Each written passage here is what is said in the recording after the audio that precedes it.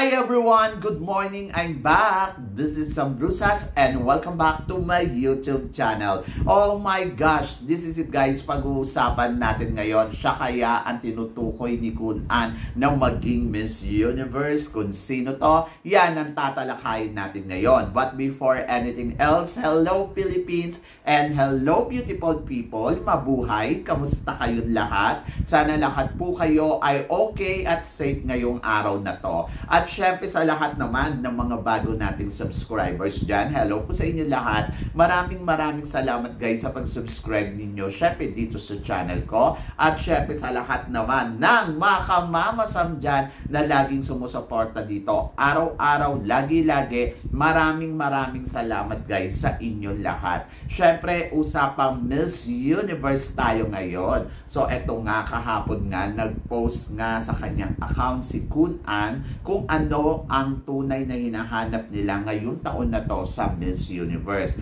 Ang sabi nila, we love the humble queen with the unique character who can be the global iconic first lady of our Miss Universe brand ambassador. So, sa tingin ninyo, sino kaya ang tinutukoy niya dito? And then ako para sa akin, syempre, yung mga kandidata na 130 candidates or 120 na nagkukumpit dito, hindi naman lahat yan ay mananalo ng Miss Universe. Syempre, isa lang ang hahanapin nila dyan. Pero ang hahanapin nila dyan, kung sino yung the best at kung sino ang unique. Sana sinabi na rin nila na authentic, di ba? So yun, kasi syempre, pwede naman magpanggap ang kandidata na bait-baitan, pwede naman magpanggap ang kandidata na galing-galingan sa during ng competition. Pero hindi mo alam kung ano ang magiging eksena niya talaga sa in the future, di ba? Kasi lalabas yung tunay niyang ugali eh.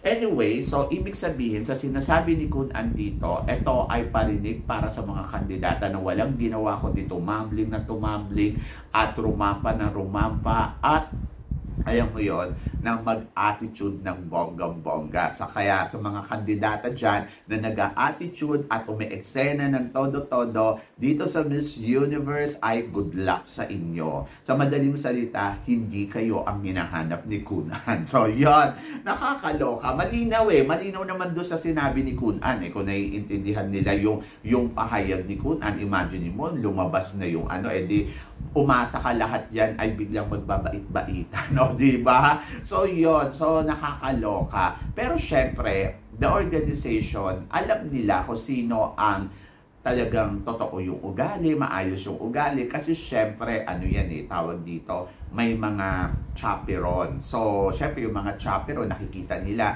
kung sino ba talaga ang totoo, kung sino ba talaga yung maayos at alam mo yun na talagang pwede nilang sabihin ay ito ang Miss Universe. Kaya sa mga kandidata dyan, dapat medyo close kayo sa mga chaperon ninyo. Charot. So yan. So, at syempre, yung Miss Universe Thailand at sinagot naman nila yung message ni Kun An. Syempre, alam na ninyo. Diba? We believe that Thailand has a heart as strong as a diamond. O, diba? And then, sabi niya, the nature both brave and humble like solid stone.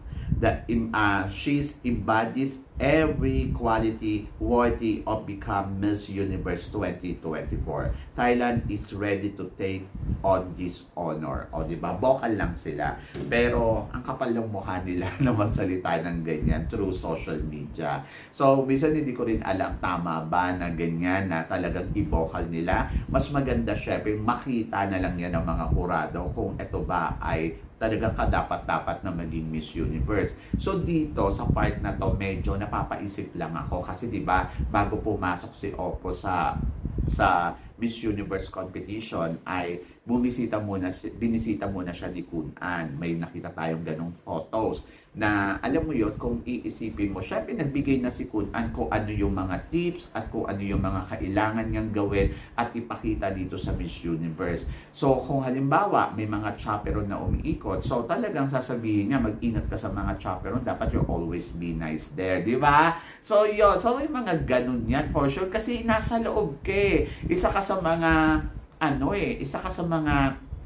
tawag dito, organization at may-ari. So lahat ng patakaran ninyo, maaaring nabigay mo na yan. Hindi man ako sigurado dito sa sinasabi ko, ang disclaimer lang, pero imposible, di ba? So kaya sabi ko nga, dapat iniiwasan nila na makita to sa social media kung may mga ganun silang agenda para hindi, maging fair yung labanan. Kasi hindi mo maiiwasan mapag-isip ka ng ganun eh. Tapos ayan, may lumalabas na ganyan na talagang super promote sila kay Oppo. So nandoon ako, ang Thailand, they wanted to win talaga sa Miss Universe. At kahit naman ako gusto ko, pero mas gusto ko yung mananalo sila na talagang kita talaga ng lahat na she's deserved. Oo, ganon. So, depende yan. Kasi marami din naman mga kandidata na talagang lumalaban. So, isa na dito si Miss Peru na pwede din talaga sabihin natin sa mga binabanggit ni Kun An, possible na si Peru ay isa sa mga may katangian na ganyang attitude. Kasi, to be honest sa observation ko kay Peru, wala man ako doon sa Miss Universe. From day 1 until now, nakita ko she's a very consistent, and then yung character na pinapakita niya, talagang ramdam mo talaga sa kanya. At she deserved, I think so. Diba? Si Oppo, ang nakikita ko kay Oppo, medyo nandoon siya sa laro talaga. As in, talagang alam niya talaga yung game na strategy na dapat gawin. So, on point. And then, isa din sa mga pwede natin sabihin, si Miss Philippines, to be honest, walang halong bias. Kasi, kung tutuusin, si Miss Philippines kasi, napaka-humble ng personality, napaka-simple ng kanyang personality, and I think she won talaga, masasabi mo na she's the one, di ba? At hindi lang naman isa, dalawa ang nakakakita nun. At hindi lang ako. Kahit yung owner ng hotel ay nagsalita yesterday regarding dito kay Miss Philippines na talagang sinasabi niya na napahanga siya ng bonggang-bongga kay Chelsea Manalo. At napanood naman natin yung sinabi ng may-ari ng hotel, di ba? Na lahat naman tayo ay talagang sinasabi nga natin na hindi imposible. Kasi kung yung may-hari ng hotel nakakita ng ganito kay Chelsea Manalo mismo, wala na akong masabi, di ba? Wala na akong masabi dyan. Kasi para sa akin, may mga taong nakakakita at hindi rin talaga imposible na mangyari to kay Chelsea. So, ito ang pahayag ng may-ari ng hotel nang nakita niya si Chelsea Manalo. By the way, Miss Philippines is so beautiful. Wow, thank you. Beautiful. Thank you, senor. I had the chance to speak to her yesterday because she was doing a photo shoot and she did beautifully, and she's very sweet, very kind, and beautiful as well. So, well done. Fantastic. Gracias, senyor. O, diba? Kung mismong may-ari ng hotel na sponsors ng Miss Universe ay nabigyan ng pagkakataon magkausap sila ni Chelsea at na-amaze siya sa ugali. Special mention yun na talagang nag-remark sa kanya na si Miss Philippines is a very nice and kind attitude.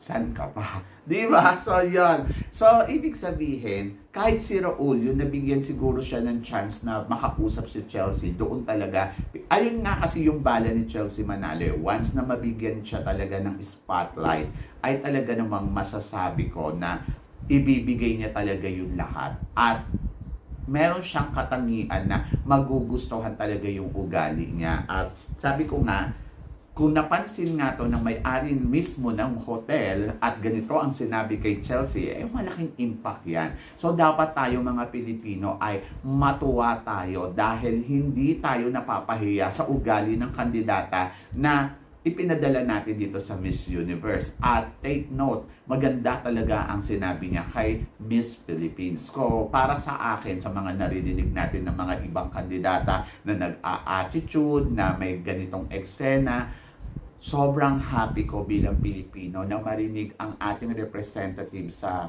Miss Universe na maganda ang feedback ng ibang tao sa kanya.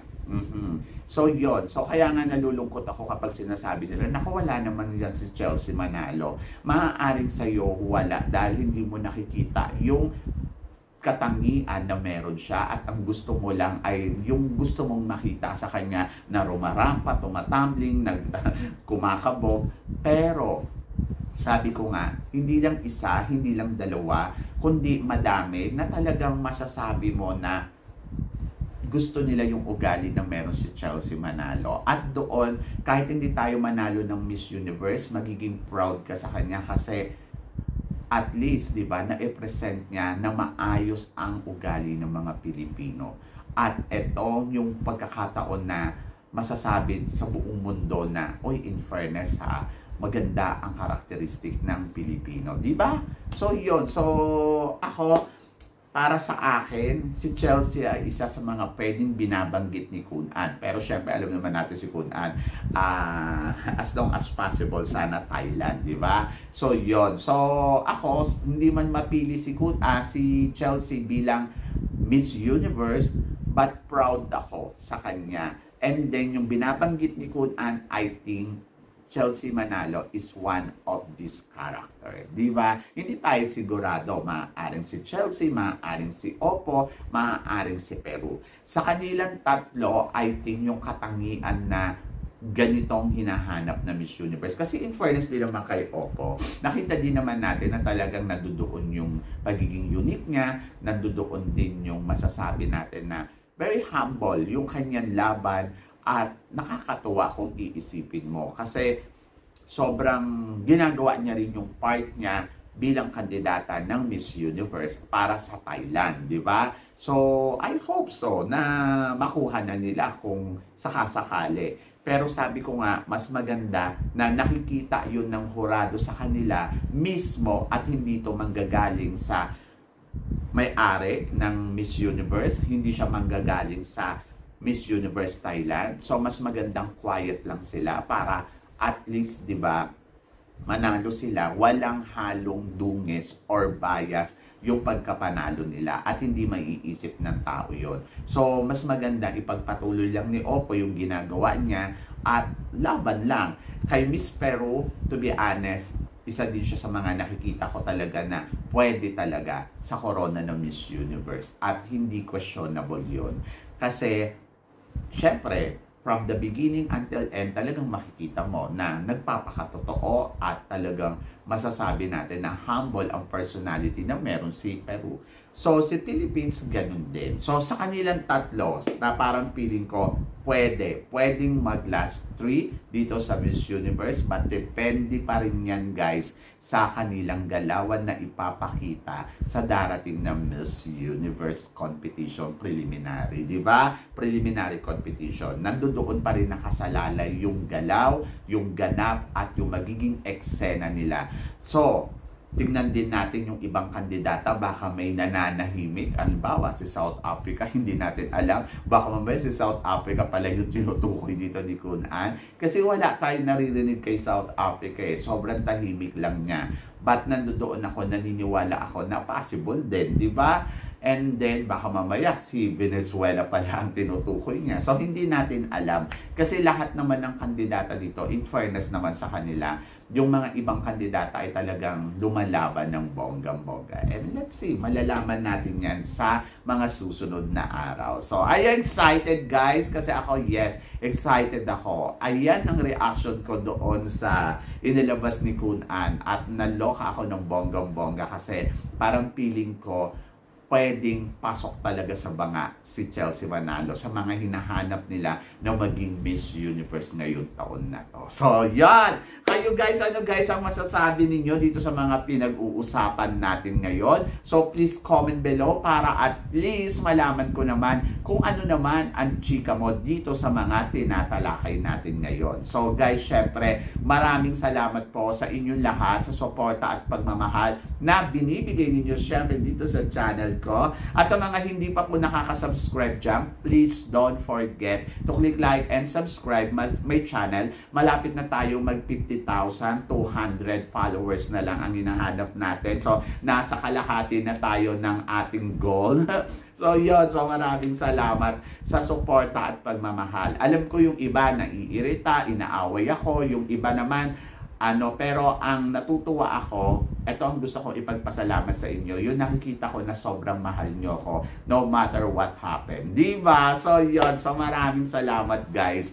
And God bless you all. Sabi ng ganon, always keep smiling and always think positive lang. Walang imposible guys. Magtiwala lang tayo sa itaas. Kaya guys, hanggang dito na lang. Hanggang sa muli nating chikahan. See you tomorrow. Thank you guys.